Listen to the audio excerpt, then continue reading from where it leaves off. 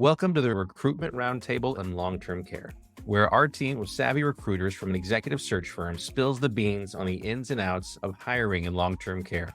Join us for candid conversations, industry insights, and a touch of humor as we explore the fascinating world of long-term care recruitment.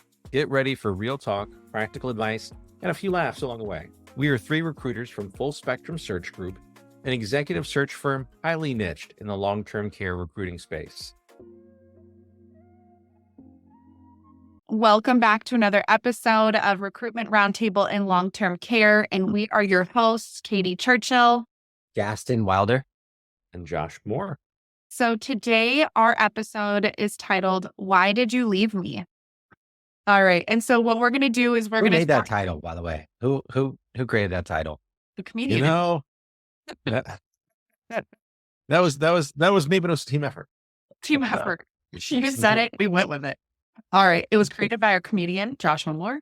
But today we're going to talk about really why candidates or employees leave their companies. And truly it's boiled down to 4 different reasons. Growth. People want growth opportunities, distance from home, money, and then, of course, instability with their operator and company culture. So I'd love to kick it off and at least first start talking about growth. And it is an interesting fact because, which I find, because I'm a millennial, right? I think we all are millennials, right? We are. Josh, are you a millennial? I'm like right on the cusp. I'm like right there. But yeah, I think I just made that. We'll just call you a millennial. So 60% of surveyed millennials say that they want more leadership training and they want to continue to grow in their positions. And it's a generation that wants to be essentially coached for future leadership roles. And I find that very interesting because I don't know about the two of you, but I feel the exact same way. Mm-hmm. Yeah. Whoever these millennials were that were surveyed. I agree. I think it's when you're talking about growth from a candidate and a client perspective, I think one thing that both candidates and operators need to do a better job of is, whether it's with the person or with the role, just defining what growth is. Because I think growth to you, Katie, is different than growth to Josh, right? For some people, growth is money. For some people, growth is more responsibility. For some people, growth is X. Like there's many different things that growth could be to someone. And I think, you're talking about millennials, talking about growth, and it's a very overarching word. So when we talk about growth, I think candidates need to define what does growth mean to them. And then operators need to also be able to recognize what type of growth individuals are looking for, and then put a plan in place to try and hit those. So you're saying maybe that growth is not a one size fits all. You can't say we have this career ladder program for every single employee and this is how it's going to work. It's that it's very individual to that person. So I guess then what would be the suggestion to get to know your employees to understand what growth means to them? Yeah. Good question. I think at the end of the day, it comes back to something that I think kicked episode 1 off in terms of just your company brand and your company culture. If your culture and your brand is a employee focused environment, you're spending time with your employees. I think on the last episode, you talked about like breaking bread, right? That's an important thing. And a lot of those conversations can be had over breaking bread. It doesn't need to be this super high level structured roadmap that is so defined in terms of what the individual wants, but kind of going back to what's important to the employee, just kind of learning how to pull that out of an employee is going to help organizations identify what that means to that person. Yeah, I agree. As I was doing a little bit of research right on this, one thing that stuck out to me was a lack of career development and advancement. It's like 41% of this group was the number one reason why employees left their jobs between 2021 and 2022. They left because there was no development for them to go somewhere else, which is, pretty incredible to think about when you think about even your own company and what it means for other people to develop and advance in their career. It's pretty huge. For sure. I like what you're saying, Gaston, that growth doesn't look like the same thing to all people. I mean, obviously, you think of growth, you think of, well, can I get promoted into this role? Where is my trajectory promotion? Well, but also I think, like you're saying, what programs does the company offer to be able to have some training available? I know some of our clients, for clinical directors, if they're looking into a higher operations role, they will have a program where they'll take them to the company headquarters at a state, that they'll have them sit in with some of their more successful operations directors to be able to see how they do it. And so they're on a trajectory where they can see in the next, year or 2 years, as an operations role opens up, that they've been groomed to kind of be able to move into that position. I think being able to have a conversation early on, even in the interview process, as far as what their goals are going to look like, so that you're not investing a lot of time and resources into this person, and assuming that they're on the same page, and then really for growth for them, it's just more money, and they get an opportunity where they're making a better paycheck in the same role, and then they make a job. So I think you're right, being able to stay on the same page with them and have those ongoing discussions is important. People's lives change, family dynamics change, and there's a lot of different things that can kind of enter into it. But I think being able to understand what growth means to your staff, and how you can kind of help support them in that. I mean, and it may be just that they want to take on some more responsibilities, and it may be that you have other people that are, their plate is full, and so you can think outside of the box a little bit to say, okay, yeah, typically, we're going to have the director of patient care services run the IDG meeting, and of course they're going to oversee it, but the clinical supervisor is really chopping at the bit to be able to have more responsibilities. Why don't we have them run the meeting, and we just have the director, be able to oversee and make sure there's not anything that's getting out of line. And, that can satisfy some of that desire for that person to feel like, okay, I'm having new challenges, I'm having new experiences, I feel like my career is going somewhere. It's not that I'm just punching in and punching out. So I think you're right. I don't think it has to be a title change. It doesn't necessarily have to be a salary change. Those things are important, and definitely something, keep your finger on the pulse up. But also, you can think creatively in, saying, okay, there may not be a position that's open for you right now, but what responsibilities can we potentially share with you that we feel that you may be equipped to handle, or that we can train you into, that's going to, support and grow, this office or facility, and is also going to satisfy your desire for, change and growth, and being able to learn. Yeah, I agree. I 100% agree. I think, you know, one thing in terms of the long-term care space, I think we're blessed in a way that the traditional growth path is pretty defined, Mhm. right? You're typically starting, if you're starting at this level and you're going from start to finish, you're starting at some type of, site level leadership. You're then going to a director, to maybe a regional, to an area, or a vice, and then to a C level. That's kind of like the, world with no wind, no gravity. That's the growth path. And I think in some other verticals, it's a little bit harder to really define that. And I think in our industry, if someone wants title, growth, and responsibility, there's a pretty defined path. But like you're saying, Josh, if you're in an organization and there's not that path based on who's sitting in that seat, then I guess my question to the team is like, is that the time that candidates need to start looking for new opportunities, or should they be going to their employer and having an open conversation about their future? I think it's all about the open conversations, right? This is what I want, and this is how I want to get there. And is it possible to get there? And then leaving the conversation to have feedback on both ends. Maybe what the employee sees as roadblocks to getting there, or what the manager feels is a roadblock to get there. I mean, surveys are a powerful tool to kind of really get a good understanding of the general landscape of all of your employees. But then individually, those 90-day, every few months, one-on-one meetings where you can really get personal and understand from each other what the best path might be. So then What's another reason candidates change jobs, right? And it's probably the thing that most candidates are solely focused on when you first talk to them, and it's money, right? At the end of the day, everyone wants to make money and everyone's got to pay their bills. Money's not everything, but it's a driver.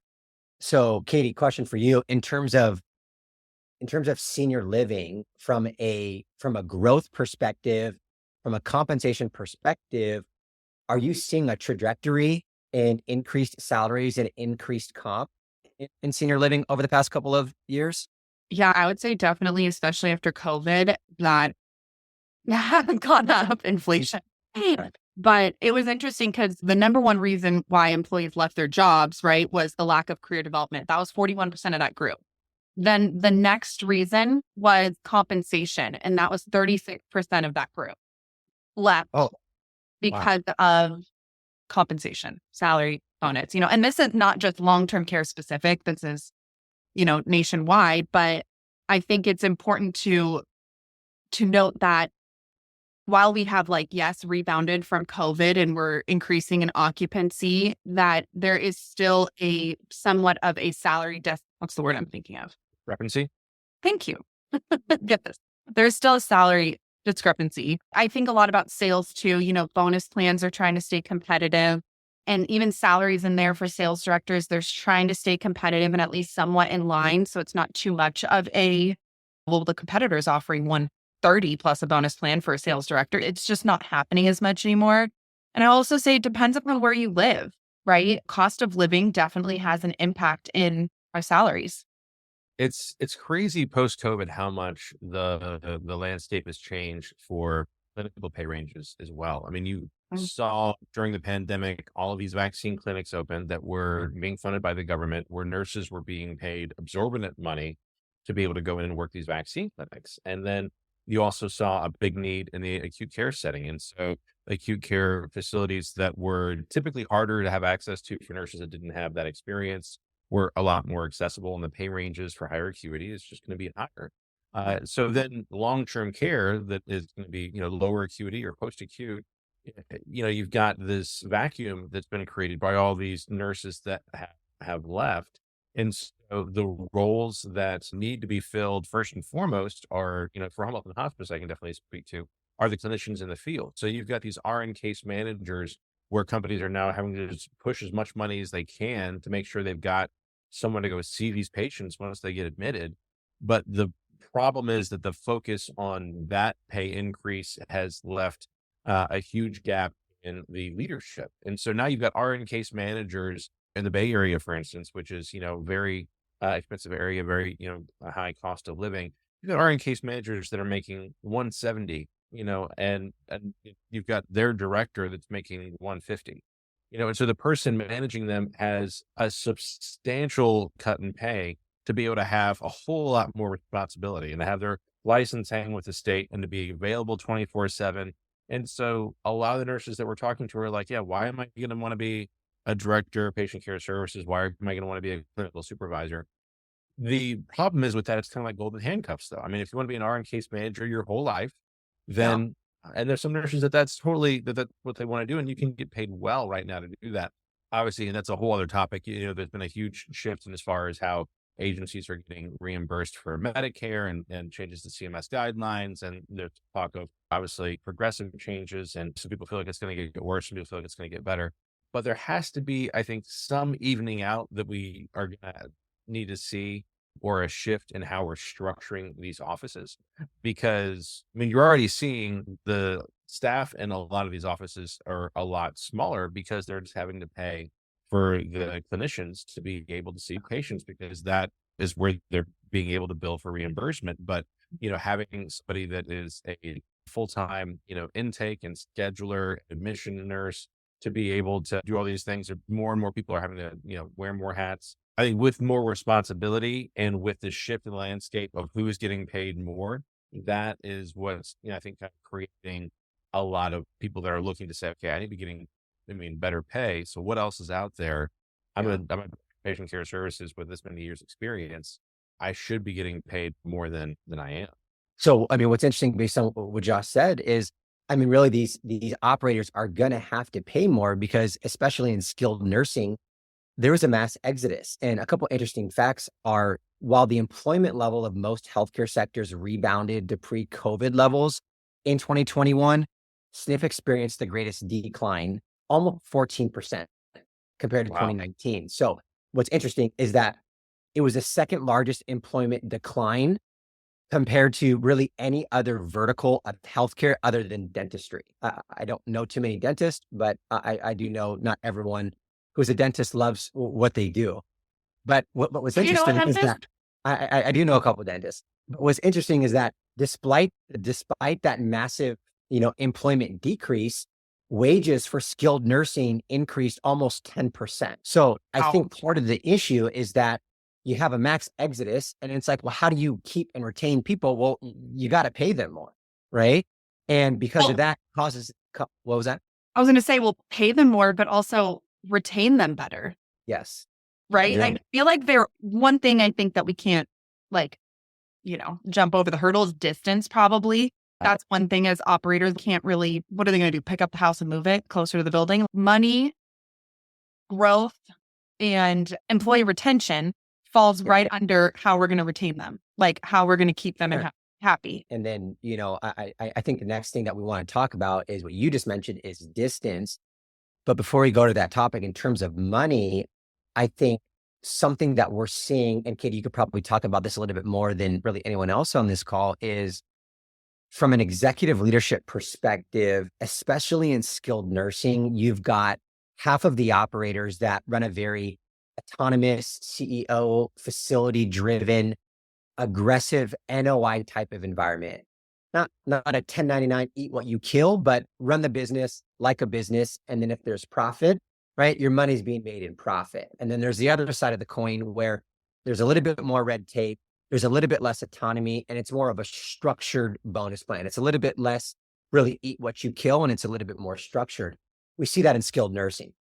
I think what we're slowly starting to see in senior living, to be competitive and retain talent, operators are starting to develop the same type of bonus environment, especially for the leaders, executive directors of communities, RDOs, where when it makes sense, trying to develop a plan to allow them to reap the benefits of their success in terms of some profit sharing type of environment. I know that's not something that's traditionally been in senior living, but I think a couple operators are going down that route, and I could just see that that's where the industry may need to go.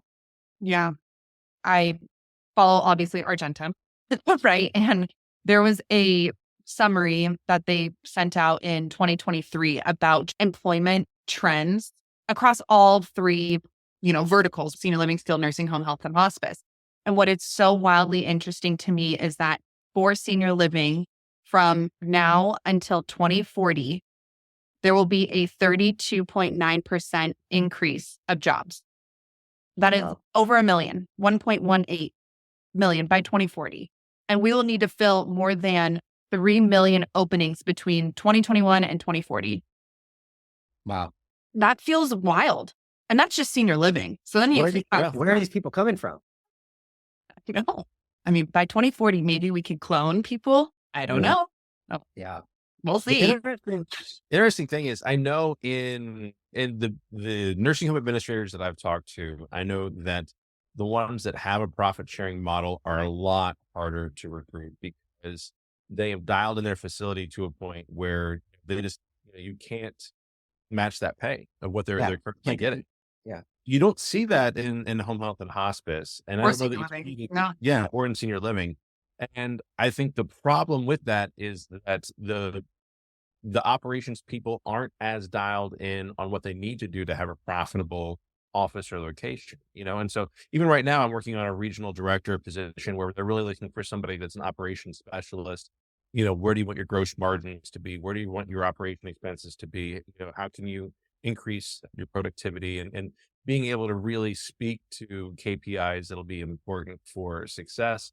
And there's a lot of people that are in administrator, ED positions and regional positions in home health and hospice, at least, that aren't able to speak to that. They're just not familiar with it. They're clinicians that know care, and they know regulations, they know compliance, they know how to operate and lead clinical staff, but the operations piece of it on the financial side is kind of decentralized. And a lot of times, just, oh, well, there's somebody at the main office that handles that for me.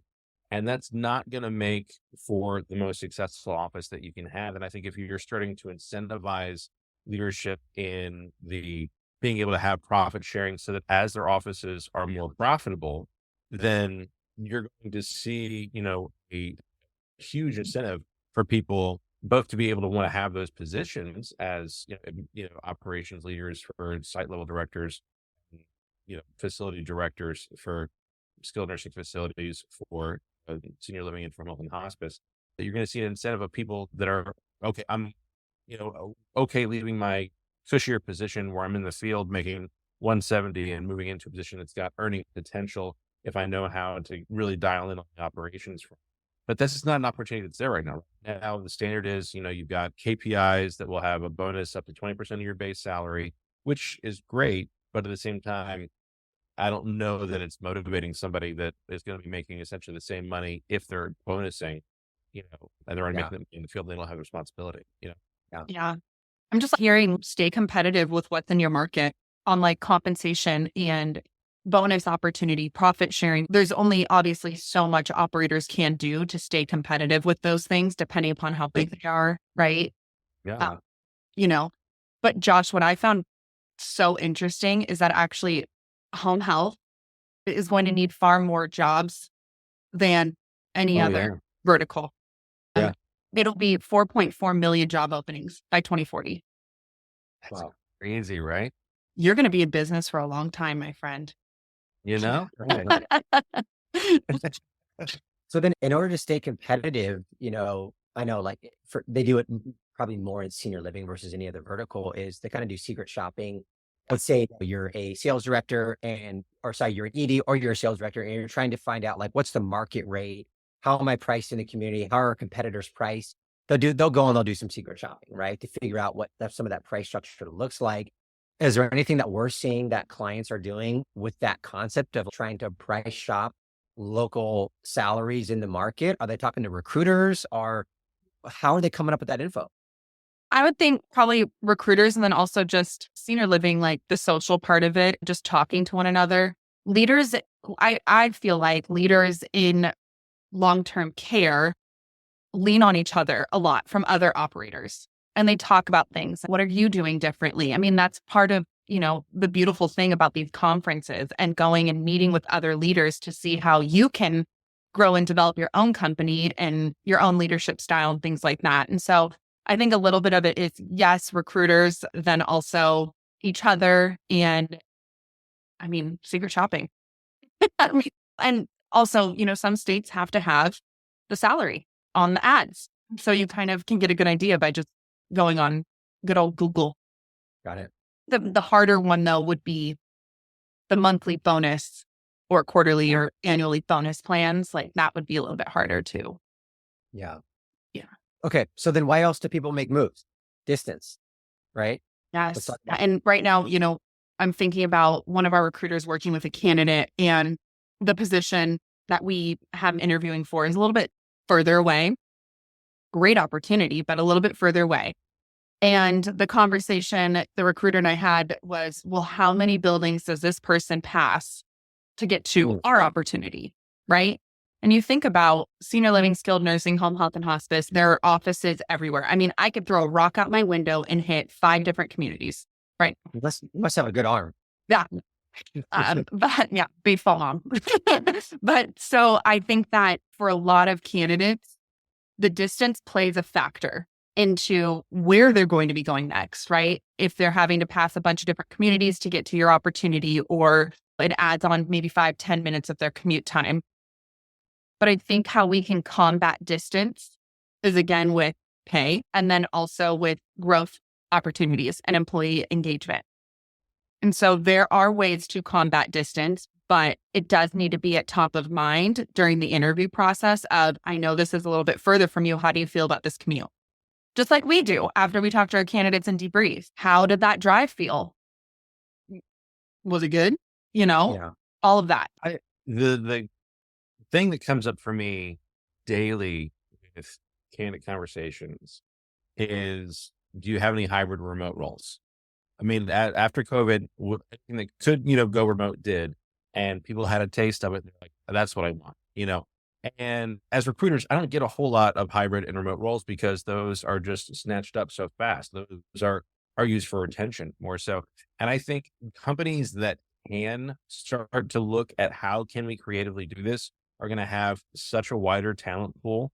I mean, it's like, I know there's a lot of fear of saying, well, I want to have the nurse manager there in the office overseeing the other clinical staff and making sure, whenever the cat's away, the mice are going to play. Or I want to make sure that the team has the cohesion and we need the leadership in those seats every day to be able to make sure that it works. I mean, it worked during COVID when people weren't meeting in the office unless they absolutely had to. And I think if you are having a hard time getting roles filled, if you're having a hard time finding qualified staff, if you're having a hard time with retention, if distance is really a problem, you have to think creatively, like, can we have a work from home day for Fridays for this role? Can we have this person have an option of starting a little bit later or leaving a little bit earlier? And maybe not right away, but 6 months after being in the position, if you've been successful and well trained into it, and then saying, we're going to let you pick one day a week where you're able to work from home. I mean, that is a huge selling point, I think, to candidates right now. And that is something that you can do, I think, that will help you if you're having an issue with distance where, hey, I mean, where my office is, people are having to travel, 30, 45 an hour each way. That's a lot of windshield time. And, we're not getting the options that we want for the interviews. If you even throw hybrid or remote in your job posting, you're going to get a lot more traction on it. But it just has to be something that they can see as being a reality at the same time. Yeah. So, I mean, if distance is a problem, you should totally look at that. Yeah. I was talking to a candidate yesterday, actually, and she's like, yeah, I had one of my sales directors 7 days on in the building, 7 days off at home, working leads from the living room. That's wow. Cool. I've not heard I that was before. like, I would do that. But that's what that person needed at their time in their life and how they, her and her family could make it work. And that's what 7 days on, 7 days off, 7 days on. But like when I mean off, I mean still working, but at home. Yeah. Working the leads in the system, database calling, setting up tours, that kind of stuff. But I mean, pretty unique. So like that is one way of being so adaptive to distance for this person that they were able to stay and be happy. I like that. So really everything we've talked about is how to overcome distance, right? In terms of retention, in terms of pay, in terms of hybrid flexibility. I think certain positions in long-term care can operate that way, right? But certain positions, you just can't, right? Take skilled nursing, an NHA or a DON that truly runs the building, that really needs to be close by the building due to last minute things that come up or certain things that happen. It's very tough having a leader at the director level living an hour away, just because if something does happen at the building, it makes it very tough to commute in. So I think from an operator perspective, certain openings, you can make that work. Great. Certain openings, it's not quite beneficial for the facility that you're at to have a leader that lives that far away. Not only because of the immediate need, but also because these are very, very tough jobs, as we all know. And driving 2.5 hours each day in the car and then having to go be an NHA or go be a DON of a SNF, that is taxing. And a lot of individuals can't do that for the long term. Maybe they can do that for the short term, but in the long term, their performance, I wouldn't say all, starts to deteriorate if they're having to do that consistently. So I definitely agree with you that everything that we said, but also certain roles from an operator perspective aren't as, conducive to that type of environment. Yeah. Like I think about in the community, you can't be a dining director and be hybrid. Sure. Like there's just some that are just, you got to be there. But that's like, how do you get creative with, time off and scheduling and that kind of stuff in order to then retain and for that person to be comfortable with the distance? Well, I know we had wanted to cover the instability with an operator and culture as being why people make a move. And I think I see this as being a little bit hand in hand, right? I mean, if you have an unstable operator, you have an unstable office or facility, that's going to impact your culture. But those are two really important things we see in talking with candidates. And there's been a lot of acquisition that's been happening. There's been a lot of facilities that have agencies. I know for a fact have closed. Some facilities I know that have closed, but there's been a ton of acquisition that's created some instability. How are you guys seeing that affecting the market where you're recruiting at, as far as the stability in the market, culture as well? Yeah. Here's what I'll tell you from my perspective, it's not good. Yeah. And especially in skilled nursing, there's so much movement, not only at the facility level, but behind the scenes from an acquisition perspective, like you just talked about, Josh. And there are certain operators in the market that have such a strong brand and culture that when those companies come to town, everyone at the facility gets nervous. And it's not because they're not any good at their job, but it's because a lot of operators have a strong bench of talent that, let's say that they are acquiring a building in your market that you're at. It's not that you're not any good. That's why you may no longer be there. It's because they have a team that they are ready to put into that facility. So I think when we're talking in 2024, especially in the state of skilled nursing, from an employee perspective, the talk of acquisition is extremely scary. I think about even senior living, you see a lot of communities get purchased, sold, acquired, all of that. And usually what happens at the community level is the employee gets so scared about the new operator coming in that they leave before trying it, right? You got to try. But then I also see sometimes too that the new operator might interview those people and think, okay, I don't think that this person's the best fit for that role. And so you see a lot of team department head changeover when acquisitions happen, whether it be from the corporate office coming in or from the employee saying, I don't want to work for this company, and then they leave. And so I do think that that has such a huge impact on not only the brand of the company, but then also the turnover, the retention, the engagement, all of that plays such a huge factor. And what's interesting is that employees are, if there's better engagement from corporate, from leaders, employees are 87% less likely to leave their current company. So the more you keep them engaged, happy, and excited about where they're about to be working, they won't leave, hopefully, right? They'd probably leave for more money. But then the other part of it would be replacing somebody can cost up to 200% of that person's annual salary. You think about, yeah, right? So like you think about onboarding, you think about posting ads, you think about the time it takes, the intangible, money, right? From people interviewing and spending time interviewing and that will be vacant. Yeah. Right. And then onboarding it or being vacant, sales director being vacant, that is bad because that is revenue coming into the building that you're not getting for those months that there's no there.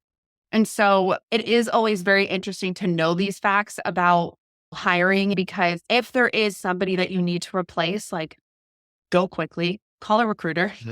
Yeah, exactly. Get it done. Because they can cost you up to 200% of their annual salary.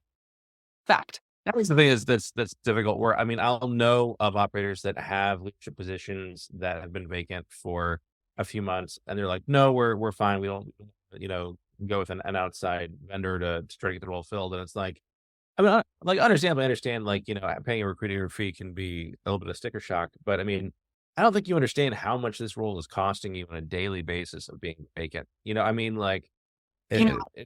It's staggering. It's crazy. Danny Merlino, she and I actually did an episode about this, about the cost of a vacancy of a sales director.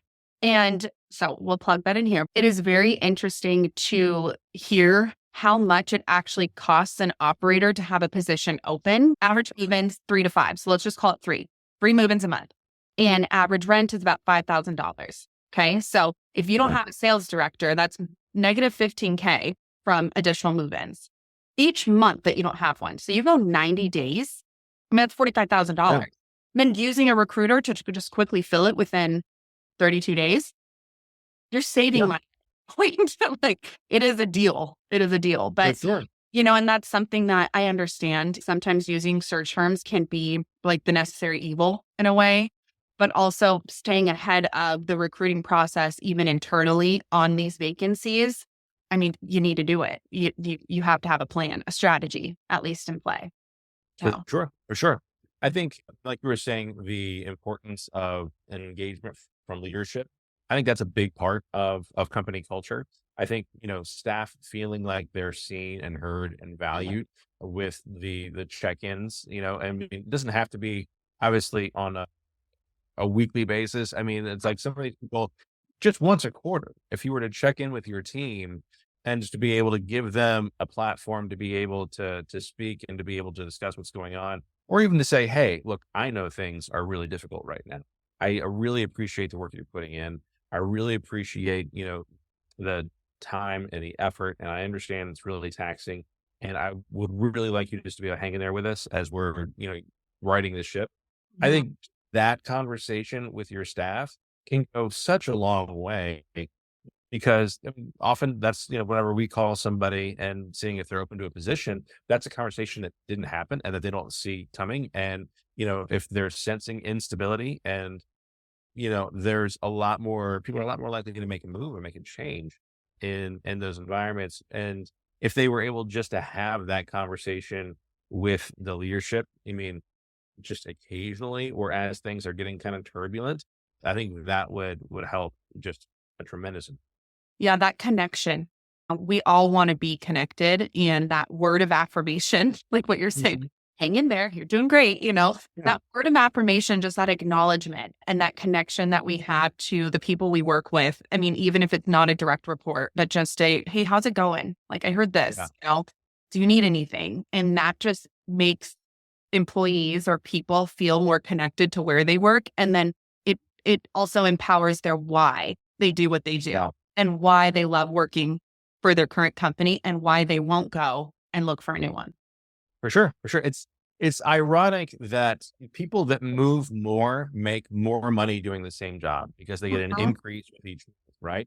So if you're at the same company for, 5, 7, 10 years, your pay discrepancy with somebody that's made a move every 2 years is going to be pretty substantial, and so you're being penalized essentially for being loyal to that company. And so operators a lot of times take for granted that person. And I would always encourage somebody to be able to evaluate what somebody's, making and seeing if you can incentivize them more. But it's also the same, I think, from a culture standpoint, somebody that's been there, that's been tried and true, you can sometimes take for granted all the work that they do and their loyalty to the company.